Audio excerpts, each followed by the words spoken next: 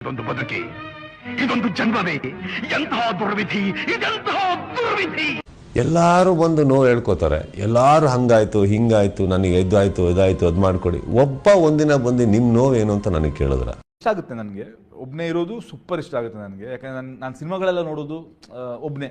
ನಮ್ಮಿಂದ ಯಾರಿಗಾದ್ರೂ ತೊಂದರೆ ಆಗುತ್ತೆ ಅಂದ್ರೆ ಆ ತೊಂದರೆಯಿಂದ ದೂರ ಇರ್ಬೇಕು.